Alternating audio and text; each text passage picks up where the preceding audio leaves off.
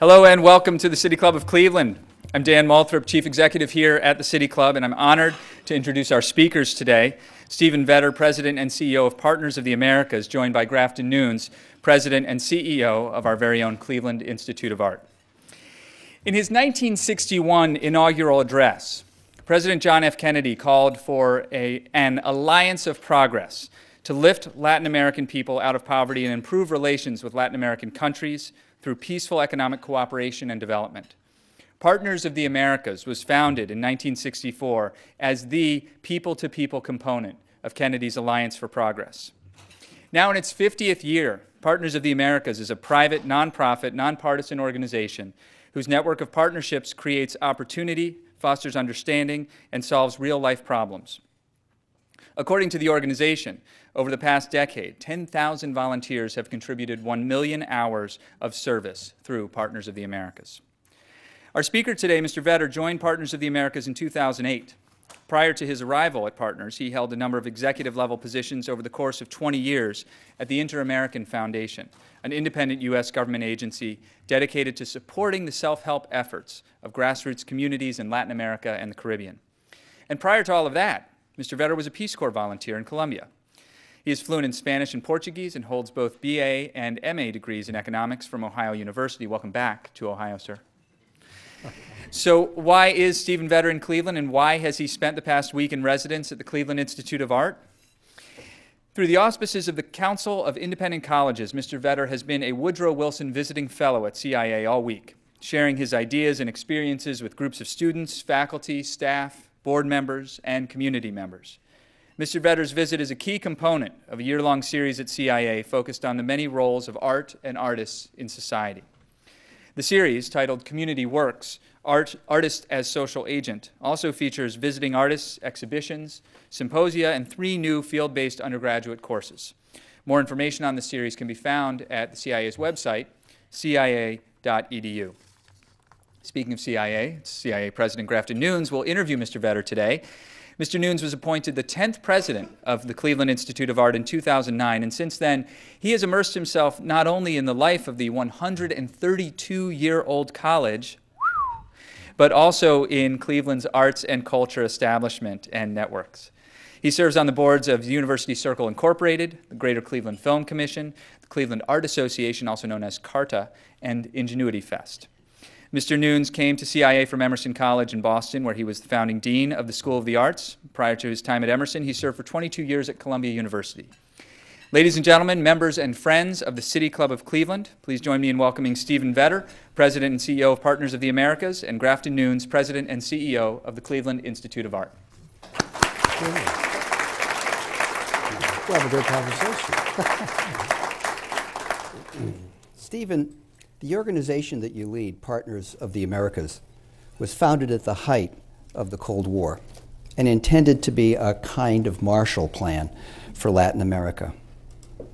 I remember the optimism and humanism, the passion for justice that President Kennedy's words engendered during those years. To set the stage for our conversation, tell us about Kennedy's vision for the Americas, and is that vision achievable today? Well, thank you, Grafton. That's a good question, and my sense is that John Kennedy would be pleased where the Partners of the Americas stands today.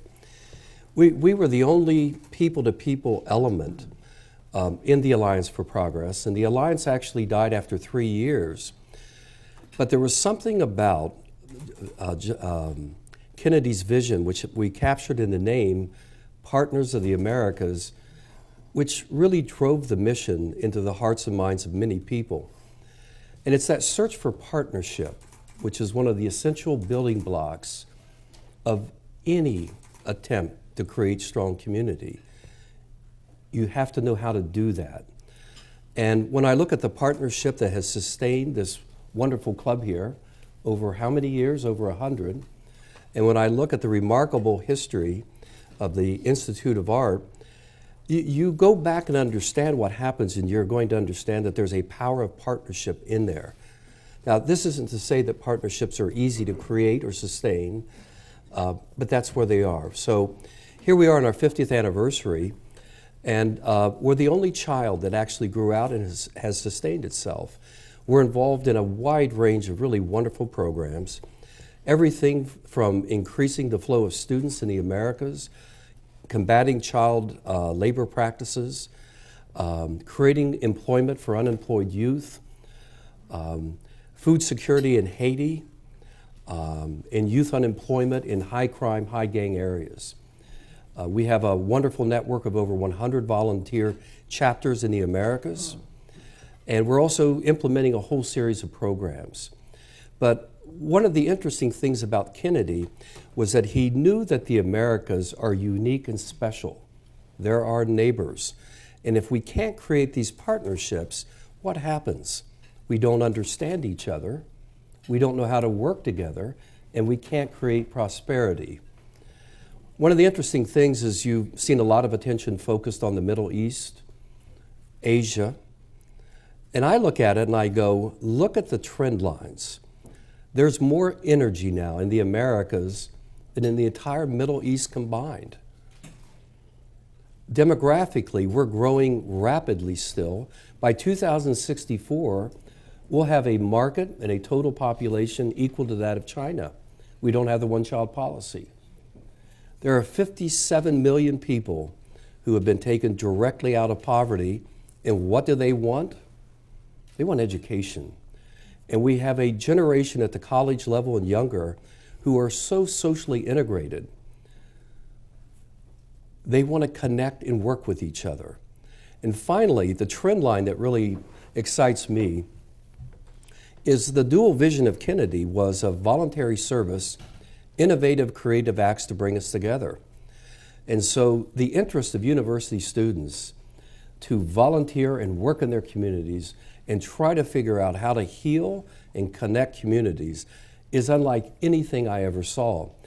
At the Institute, I show our 50th anniversary video.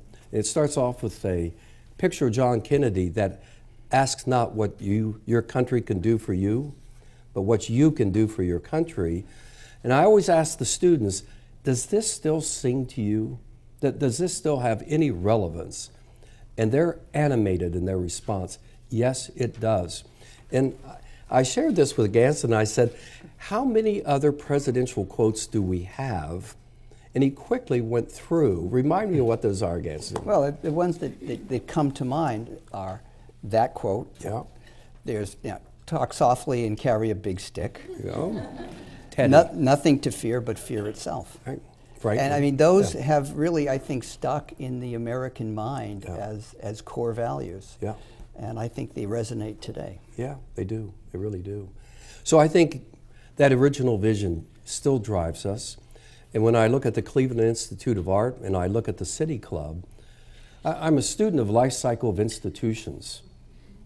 Not many survive, actually. A lot of great ones get started.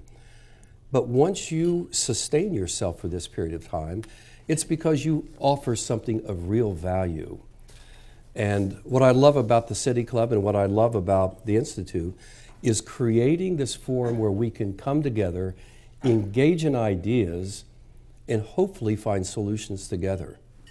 You know, there's an old adage about teaching a man to fish instead of giving him a fish. Yeah. And that's been criticized as patronizing, as if to presume that poverty of those in need is the result of their own lack of skill, rather than the social forces like racism or narco terrorism or corruption. At the Cleveland Institute of Art, as we're advancing an initiative in socially engaged art, we're learning how to integrate the values of authentic collaboration with communities in the area. And this is something we're trying to work as a developing relationship with our neighbors. How does Partners of the Americas avoid a patronizing approach and instead empower marginalized groups through true grassroots activism? Well, this is really, I think, the key question today. We have to look at the fact that the poverty rates in our country continue to grow, that so many attempts which have been top down have failed. All of the easy prescriptions that have come from the best minds haven't worked. But where you see real change, and the reason why I wanted to come and learn more about what the Institute is doing, because I was fascinated by this kernel of knowledge that they have found. There is a different way of doing this. There is a better way of engaging people. And so over the course of this week, I've been exposed to the wonderful faculty and some of the remarkable stories, and most importantly, some of these students who are just on fire with this. But let me go back and capture what I think I've learned. The most important thing you have to do to solve a problem is understand it. And you've got to listen in a respectful, thoughtful way. And then the second thing you do is you try to understand need. What are the needs in that community? And what are the needs in the Institute? And is there any way to bring those together in a constructive, creative, sustainable way? And then finally, once you get to that, you have the essence of what could be a sustainable partnership that could endure over time. And I think many in poor communities find out that there are many drive-by helpers who come in momentarily. They think they have all the right answers, and they drop them off and they move on, and nothing happens. Animosity is created. So I think what you're trying to do really avoids all of that top-down, condescending, unsustainable relationship building that allows you to build a partnership. Yeah. Well, we're engaged right now in 3 major projects just this year that I think illustrate some of what you're talking about, Stephen. You know, our students are creating portraits of Medicare and Medicaid dialysis patients at Cleveland Clinic. And we're doing this based upon clinical research regarding the therapeutic effects of empathy on patient well-being.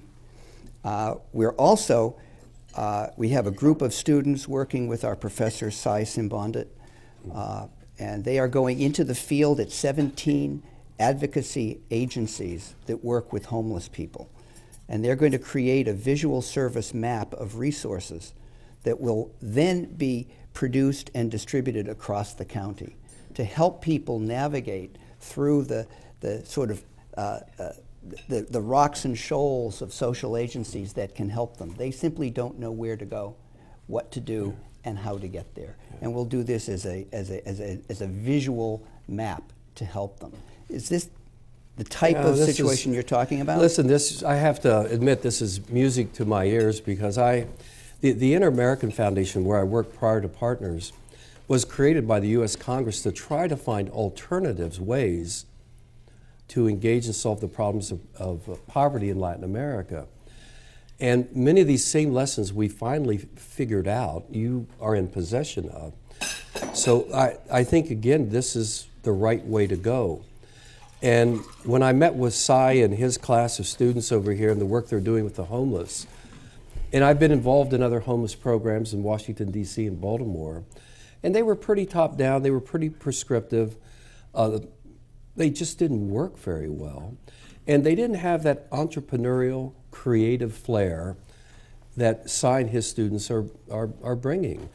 And when I learned about Bruce's incredible work in Tremont with really no outside financial help, just I'll live there and begin building connections. I'll just make my stake here. It's another beautiful portrait in the portfolio of activities that you're doing.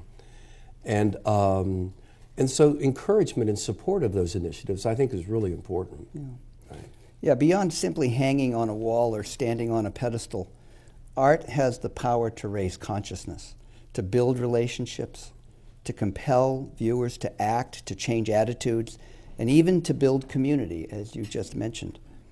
What would be your advice to artists and designers seeking to make a difference in the lives of marginalized or disenfranchised people, or to shed light on environmental and social problems?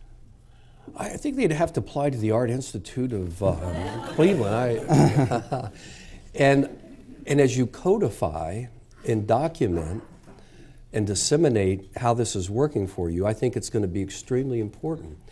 But I think it's the terms of engagement, how we work with each other, that really sets the stage for all this.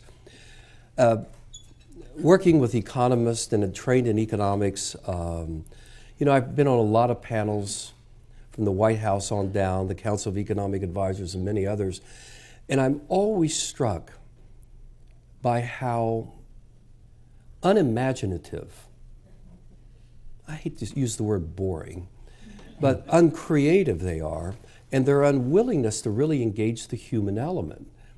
And so one of the elements I would recommend is, if you're trying to do this work, demand to be at the table.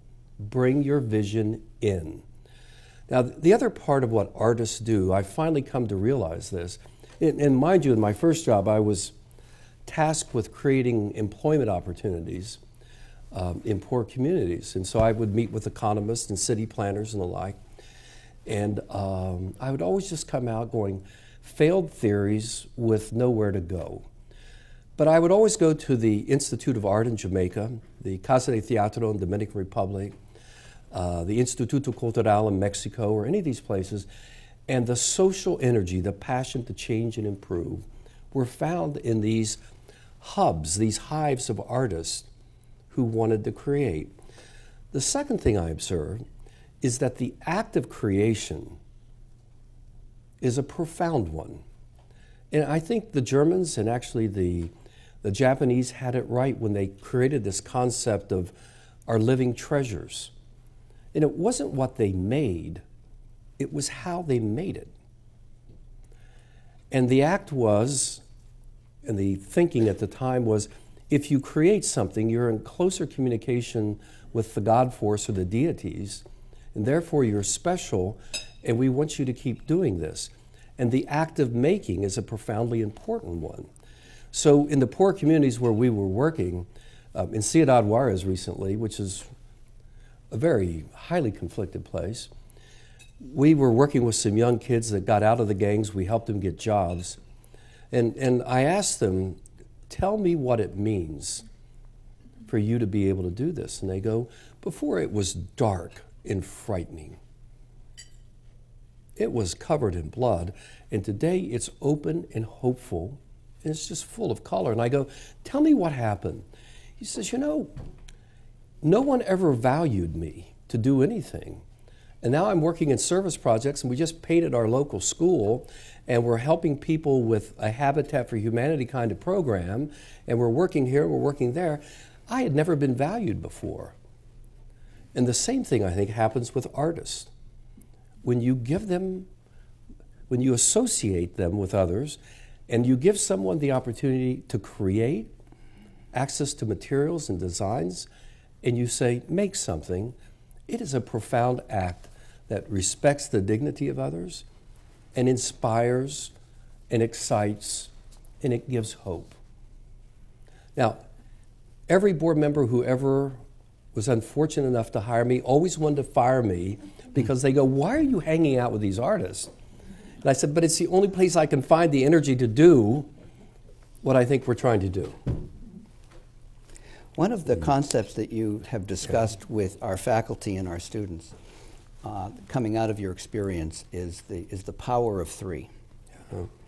And one of the things I've experienced here in Cleveland is that amazing things get done here when you get a coalition of the educational community, the medical community, the philanthropic community, the corporate community, the banking community. I think Cleveland's been extraordinarily successful over the last 5 to 10 years in building those coalitions. Is this the kind of concept that you mean when you talk about the power of three? Yeah, and it's, so many people try to go it alone.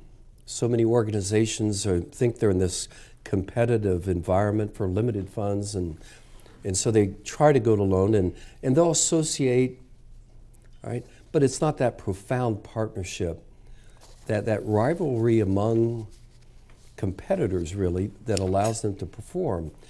And when we started looking at all of our different chapters and programs, we realized that the high performers, that were really driving change and success, there were usually three elements involved. A core civic organization that would convene. In Latin America, they have this wonderful phrase, el poder convocatoria. It's the power to convene. It's what the City Club has. You bring different people together and you engage in how do we address this. The second one was always universities feeding faculty members in who are interested in that change process. And the third one were the innovative hubs of usually nonprofit organizations who are down in there getting dirty, trying to figure out how do we solve it and coming up with unique and creative solutions. When you get those three elements together, it's exciting. When Grafton and Chris Whitney invited me 3 years ago, actually, I looked at material and I go, this is pretty exciting to us. And, but I'd noticed that the Cleveland Institute was working with the Cleveland Clinic, with Case Western, with NASA. And I go, there you are. That's nuclear energy. And for a student to be able to come in and have access out of that classroom into doing biomedical design or NASA designing solutions or with Case Western, this is the way it gets done. And so I wanted to come and find out about it. And I am delighted beyond my expectations. Yeah. You know, we live in a world today which was, until the last century, was based on words. Yeah. We now live in a world that communicates basically through images. Yeah. And now those images are going into the digital realm and are available to everybody. How do you think you could use the language of visual expression in the future to propagate the values that President Kennedy espoused and that your institution has really translated into action for the last 50 years? Well, I used to love, I would only hire students who were out of the schools of literature. It was one of these, I always needed people who could write well, analyze, and express themselves. But then I would end up with these heavy narrative tomes. And then I'd say, can you give me one-page illustration of what that breakthrough idea looks like? Just a kinetic drawing or something. And no one could do it. And so I kept going, well, who do you find that does that? And all this biomedical drawings and stuff. And I would go through Psychology Today and tear things out, and I'd go, when you're trying to present a new idea to someone, you want to be able to burn that image in them. I got so desperate about 5 years ago, we took our kids to Disneyland, and I go, 70,000 children go through there a day. It's just wonderfully presented and illustrated. So I went and said, is there any way you could give me some of your graphic designers to help us break into what is the genome of rebuilding communities? I need to illustrate this thing. And I was always intrigued with Walt Disney. The first thing he did was create the Imaginasium. And he would get his creative artists in there just talking and bringing different people in. And then they go back into their cubicles and draw and animate, right? And I thought, I need an Imaginasium. Well, I found one. And we've set up a virtual internship, and I'm going to be working with a number of the students and faculty on that. It's very important. We are in University Circle, which has been a remarkable success story of taking what was urban blight and transforming it through collaborations, through anchor institutions. But we are surrounded by neighborhoods that have not been anywhere near as successful at reinventing themselves as University Circle has. There are pockets of poverty, significant poverty in Cleveland, and we are, as an institution, we are committed to reaching out, empowering people through art, through education. Culture is always discussed in positive terms, but there there is the culture of poverty that you talked about in your experiences in Latin America. In that context, what do you mean by culture? Yeah. What feeds it, what sustains it, and how can art and design play a role in changing that culture? Yeah, I think it's a term that gets used often, and when I talk of the culture of poverty, I'm really talking about the poverty of spirit. And there are those who, for whatever reasons, become despaired, they become depressed, they don't believe they can change. And they can be extremely poor or extremely wealthy. But it's that spirit that just holds them back, that holds them down. I'll never forget, I used to always like Shirley MacLaine, and I read her biography. I didn't have anything to do on a long flight, and the phrase just jumped out at me at the time, and she was musing on how she came out of this little town, a very poor town, and accomplished a great deal. And her response was, to that observation was, it's incredible what you can do if you give yourself permission. Boom. And I think in the communities you see that are part of the Renaissance of Cleveland, that are working with some of our artists here today in the Institute, it's that they have that attitudinal change. They're proactive, they want to change, they need to change, and they find willing collaborators and partners.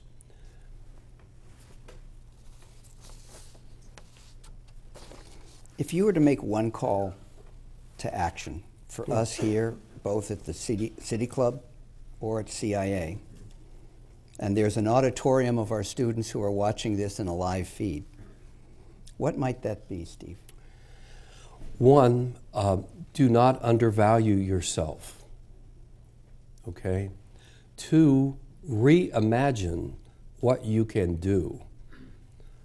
Three, to the business and civic leaders here, do not underestimate why the involvement of artists in your design solutions and in your outreach in these communities is so important. Fourth, do not underestimate what happens in large masses of poverty over extended periods of time. Our cities can't sustain this. And so we've got to engage this and find ways to share that wealth, to share the solutions, and again, try to get more boats rising. I think you're uniquely perched to do that, but in that reevaluation, I hope that the sources of funding understand the importance of imagination, creativity, and passion to solve these programs. And when we met with Tom yesterday and he was talking about the tobacco tax as a way to fund the arts. Tom Schorgel, CPAC, and I thought, well, this is a social entrepreneur. This is a brilliant idea. But you've got to find resources. This isn't done easily. And you need resources. And if you're valuable, you should be able to find them. Is that helpful? Yes. Yeah. Good. Thank you very much, gentlemen. Today at the City Club, we are enjoying a Friday forum featuring Stephen Vetter, President and CEO of Partners of the Americas, in conversation with Grafton Nunes, President of the Cleveland Institute of Art. We encourage you to formulate questions for our speakers now and remind you that your questions should be brief and to the point. And Grafton, I want to make it clear that you can answer your questions as well in the second half. Okay. We welcome all of you here and those joining us via 90.3 WCPN, WVIZ PBS, 104.9 WCLV Idea Stream, which is our primary media partner, or one of the many radio stations across the region and country that carry City Club programs. Television broadcasts of the City Club of Cleveland are made possible by Cleveland State University and PNC. Our webcast is supported by the University of Akron. On Friday, October 17th, we are pleased to welcome Rick Steves, European travel expert and PBS celebrity. For more information about our upcoming and past forums, please visit us online at cityclub.org. You can make reservations there. Today, we welcome guests at tables hosted by the Cleveland Institute of Art and Karen Skunta and Company. We thank you very much for your support. Our community partner for today's program is the Cleveland Institute of Art. We thank you for your support as well. And today we also welcome students from Brookside High School, Horizon Science Academy, and St. Joseph Academy. Could the students please stand to be recognized? All the students. You guys, no, you're not going to stand? Okay, fine. Well, we got one class, one group of one school wants recognition, another doesn't. That's okay. Student participation was made possible by a generous gift from the Loeb Foundation. We thank you very much for your support. And now it's time for the City Club traditional question and answer period. We welcome questions from everyone, including guests. Holding our microphones today are Marketing and Outreach Specialist Kirsten Pianka and our Content Associate Teddy Eisenberg. I'm going to kick it off with the first question, gentlemen. Earlier this week on WCPN Sound of Ideas, you spoke a lot about this concept of the artist as social agent and the contributions and role that artists play in these conversations about societal ills, social issues. And we see this often through, I know one of the topics of conversation had to do with graffiti and public art. We certainly have a lot of public art, and we're in a room that has a beautiful WPAR mural. But I wonder if you could speak a little bit more about that concept of the important role that artists play in social and civic dialogue. Do you want to start on that, or you want me to? You start. Well, again, I think, if you take the issue of graffiti, what is that? It's a lot like the same impulse to join a gang. It's to express yourself, be associated, be recognized. And if you look at it only as something that's disfiguring your city, I think you miss the energy that's behind it. And we do a lot of work with really rough gangs in Mexico and Guatemala and Honduras. And when you get in and talk with these young kids about what they're doing, they want what all of us want. They want to be part of some social unit. They want to be recognized. But what's happened is no one has provided them with an alternative, a different way to express themselves. And they also happen to have now a lot of money and resources. And on graffiti, you have talent that's trying to really express itself.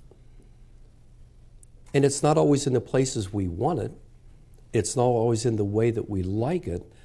But it's another one of those examples of the human need to create and express itself. And if you can help channel that art, work with that art, my hunch is it'll turn to the benefit of the community. I think another important element is that art is meant to be seen and to experienced by a number of people. By its very nature, it brings people together. So that if you can bring people together from various parts of your society, you start to build the bonds that create a society.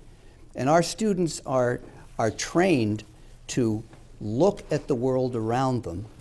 They take the liberal arts classes because that gives them various lenses with which to evaluate the world around them. And then they give us back what they see, and we get to see it also in a new way. So by looking at our society and by showing it back to us, we get to see what they see. We get to be forged together into this amazing entity called an audience. And creating audiences is creating culture.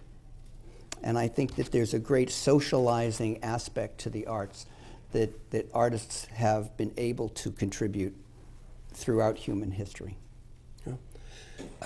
I think the other way on this too, the city of San Diego really didn't know what to do with graffiti. And so what they realized was that they needed to give room for that expression. So they began supporting a lot of the community-based groups to paint over the graffiti in the areas where they thought it was a blight to their community. But at the same time, opening up large expanses of walls and buildings and making them graffiti ready. And all of a sudden, it just sort of turned that whole thing around. But again, it was a very creative response to something that no one really knew what to do with. And there were some who liked that strategy, and others that didn't. But for the communities that were getting covered in it, they liked that solution. One of the projects that we did up at University Circle was that we decorated the utility boxes that were ugly, large, and just dotted throughout the area, and became major media for graffiti. Our students designed tableaux that were printed on vinyl and are now wrapping those utility boxes. And they are images from the history of University Circle, experiences that people have in University Circle. And since they have been installed, there has been no more graffiti on the utility boxes, because there is a visual there that people find appealing. And so they are not adding their own little piece to it. We are now talking to the Kinsman neighborhood. We are talking to the Campus District neighborhood, the Fairfax neighborhood, and we're going to continue this project throughout the city.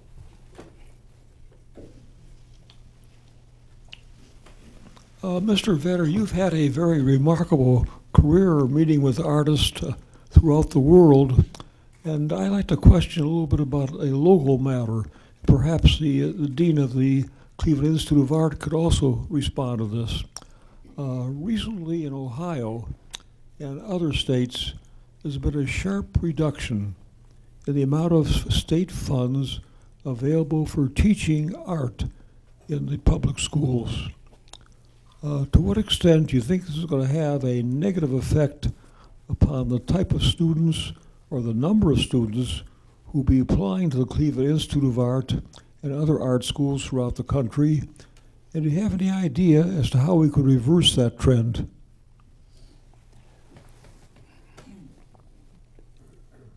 Cleveland Institute of Art has always been blessed by having a strong feeder system from Northeast Ohio because of the quality of art education in the primary schools and in the high schools. Those budget cuts have cut into the pool of students that we see. One of the ways that we're responding to that is our students are going and teaching art classes in the primary schools, and we are sending our faculty to work with students in the high schools. We're trying to contribute to fill that gap somewhat.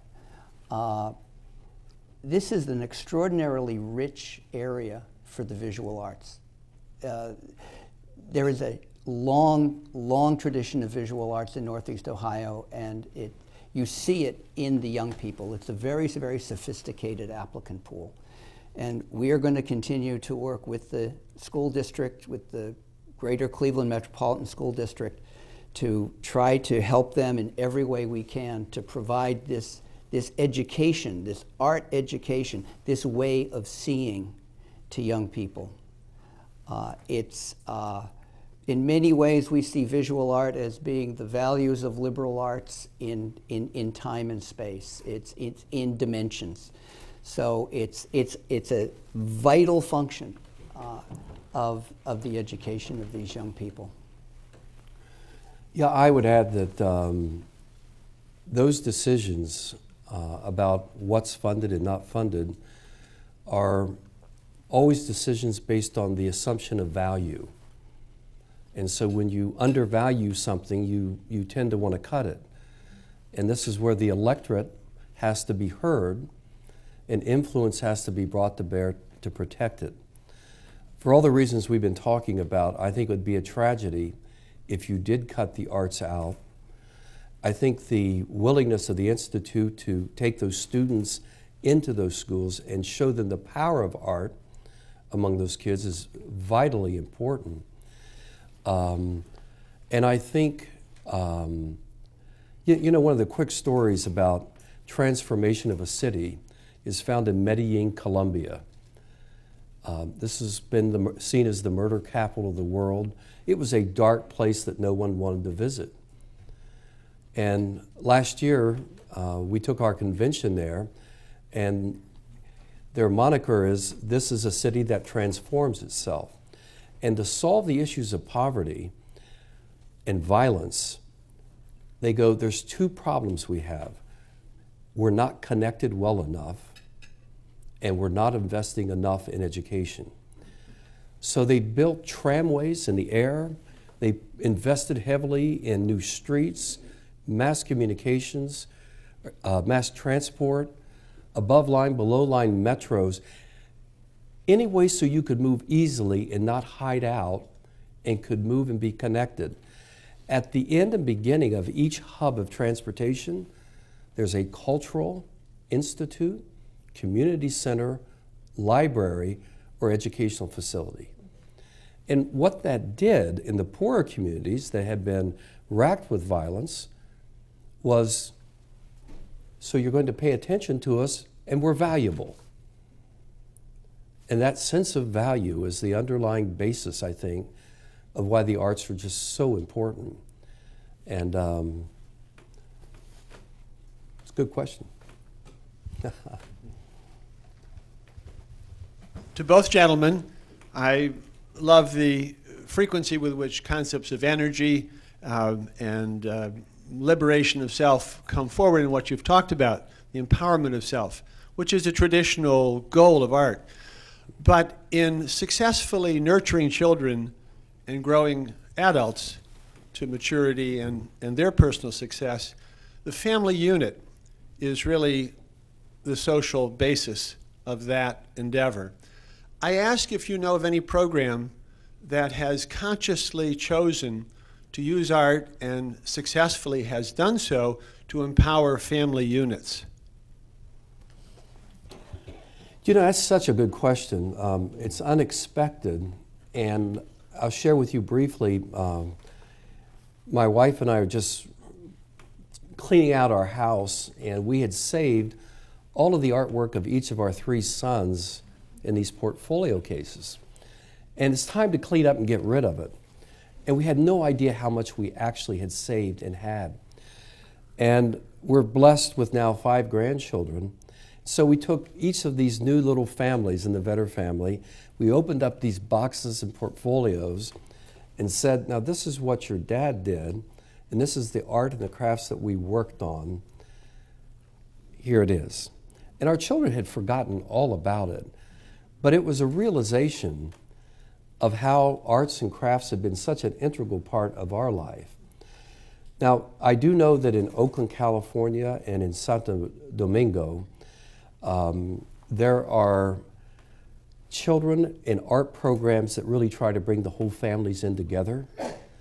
But your question is aspirational in that I'm going to try to go back and document those. And if I find them out, you'll give me your business card and I'll send them to you. Good question, though. What I've noticed at the Institute is the effect that exhibitions of the work of young people from grammar schools and high schools has when the parents come and see that work that's been professionally hung. We have a pre-college program where high school students come for 2 weeks and work in an intensive residential way to advance their artwork. And their parents come for the exhibition at the end of the 2 weeks. And when they see the work that their children have done hung in our gallery, I mean, many of them start to weep because they've seen that 2 weeks of intensive critique, intensive mentoring has advanced the quality of their artwork tremendously. And the parents become very proud. And they start to experience their children in a way that they hadn't experienced them before. And they start to appreciate their children in a way that they hadn't appreciated them before. So the impact of seeing their child's work on a wall, hung professionally in the proper context, is very powerful. And every summer when we have this exhibition, it's very moving to see the parents discover the quality of their students' minds, their students' spirit, and their students' craft. Yeah, it's good.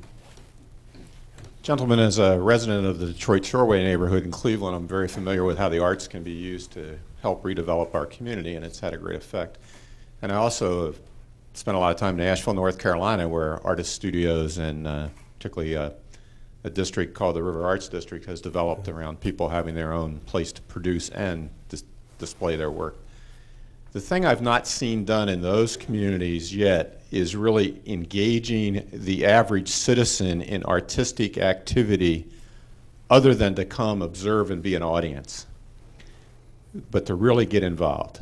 Though this summer, traveling in Quebec, Canada, I saw some examples of real involvement of people, i.e. street installations of things where you could make your own impression with your body in something and leave it temporarily and then put it back. They were using wood blocks in a stand. In another case, they were using the plastic like cords we use in a swimming pool or things, and you could brush against them and make a sound and walk through them and stuff. Have you seen other examples of where you can engage people directly in making their own art or their own activity, the average citizen, not the professional, just the person in the street, in the neighborhood? Well, I think just last week we had the Ingenuity Festival. And the Ingenuity Festival is an opportunity to go and create work. There were lots of stations which gave people an opportunity, materials, space, time to make things happen. And it was a really exciting experience. In areas like, you have the Zygote Press, which opens up its facilities to members of the community. There's a group called Praxis that is going to be opening in the Collinwood area. There are more and more of these these sites that are meant to bring people together in Cleveland where they will be able to be creative. It's one of the ways in which we're building neighborhood. It started in Tremont. We've seen it in University Circle. We're seeing it in Collinwood. And these facilities that are founded by artists, to a certain extent supported by the Cleveland Institute of Art, are really meant to become anchors, social anchors for community, and to give people a place where they can come together, where they can create, and where they can demonstrate the quality of their imaginations. I'm very excited about what's happening, even here in Cleveland. It's the beginning, but I think it's a significant beginning. Yeah, I'm familiar with some projects. In fact, thinking about it, one combines what the two of you are asking, and one is a arts center that on the weekends have families come together and they make ceramic tiles, and those are used to cover walls in different areas of the town, and there are literally thousands of them, and it just brings them together. They do their art and they place them and they see those, but clearly we can do a lot more of that. We've helped exchange a lot of artists around murals, and what we've found is that it's a beautiful piece, but the kind of artists we're working with go in, and instead of just walking in and painting it, they spend a lot of time in that community trying to get that story down, many of them working with some of the local kids and parents to begin even helping them paint part of it. So when that mural's up, it's not some, again, drive-by art. It comes out of that community. And I think that's really the power of what you're looking for. But great question. And it sounds like you should be working at the Cleveland Institute of Art. Hi, my name is Yoli Rodriguez, and I'm from Horizon Science Academy, and I love art. But I find that currently there are very few jobs in big businesses or corporations for people to go in, mainly artists, and work toward social change. What do you think needs to happen for those big businesses to rethink that art is one of the most important aspects of society and make more jobs for artists to come in and do what they need to do? Well, I think that there are a lot of jobs out there for artists and designers. Our students, over 90% of our students are working within 6 months of graduation. Our students' default rate is at 4.3%. Nationally, it's at almost 15%. And that's for defaults on student loans. You know, our students are in design jobs in the automobile industry, in product design. Design is an important function, an important part of all of American business. And we're training students for that. So it's, I think there are a lot of jobs out there for people in art and design. What we haven't done a very good job at is telling young people that those jobs exist. We bring people into the Cleveland Institute of Art. We bring hundreds of high schools in every year, and we do sessions in which our graduates talk about there is life after art and design school. But we need to do a much, much better job of that. We haven't made the case as to how important our students have been to the economic energy and success of Northeast Ohio. We have to do a much better job of that. That's the story that we need to tell. Yeah, and listen, it may not be big business where you find that job. It may be medium-sized or small, or it might be your own. But here's what I think is so hopeful for your generation. Never have we been at a point where we need to better illustrate and explain ourselves to each other. And never has there been sort of a wonderful sense of rebelliousness in how you do that. And so if you look at what's on the web, you look at all the different types of expression that's available, this is an exciting time for you. And I think the big thing, though, as an employer, get really good at what you do. And having someone show up and go, I really know how to do this. I'm good at it. The competition for that talent is just unlimited. On Sunday, they were talking about Peyton Manning, the great quarterback, and how really, truly great he is. And they were trying to understand why he was doing so well. And one announcer came up, he says, you know what it really is about Peyton? It's the mastery of his craft. He just doesn't stop mastering it. He keeps getting better at it. He's still a student of it. And it's that discipline, again, that you find in the crafts and the arts, and it's that behavior that I think is so important to any rebuilding or rebirth. So get good. Yeah. Good question, though. Hi, I run Newbridge, which has an after-school program in the arts for high school students, primarily Cleveland Metropolitan School District students.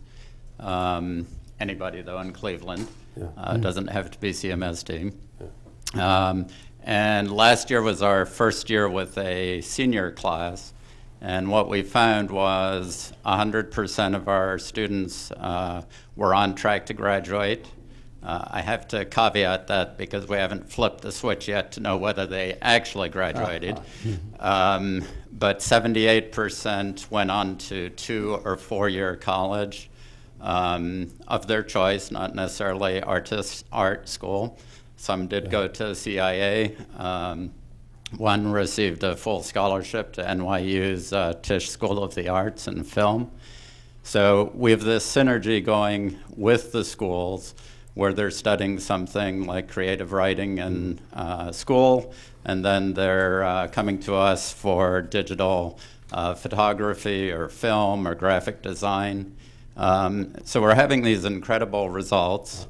I think I'm preaching to the choir in terms of why we think the arts are important to future learning and ongoing success.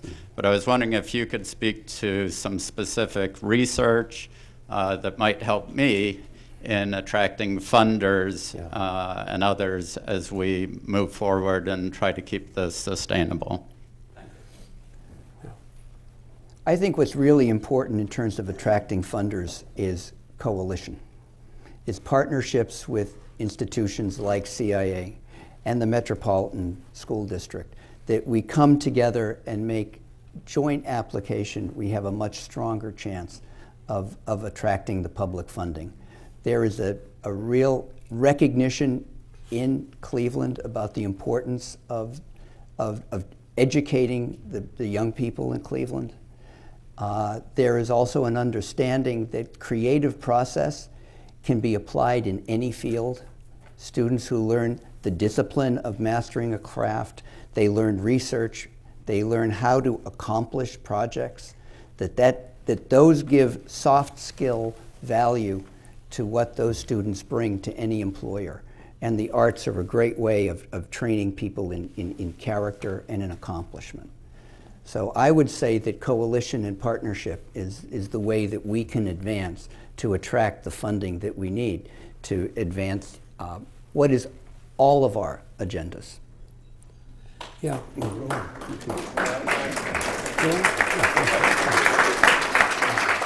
You may be ever so brief, sir. It's a great question. It goes back to the value equation. The other thing is, I think you flip it upside down and you look at what is the cost if you don't do that. And so we know it costs on average $8,500 to educate a child in public school, and it costs $35,000 to incarcerate them. And when you begin looking at the cost of not doing these things, as well as the value of doing them, then I think you've got a good argument. Thank you, sir. Today at the City Club of Cleveland, we've been enjoying a Friday forum featuring Stephen Vetter, President and CEO of Partners of the Americas, in conversation with Grafton Nunes, President of the Cleveland Institute of Art. Thank you both very much for your time. Ladies and gentlemen, thank you for joining us. Our forum is now adjourned.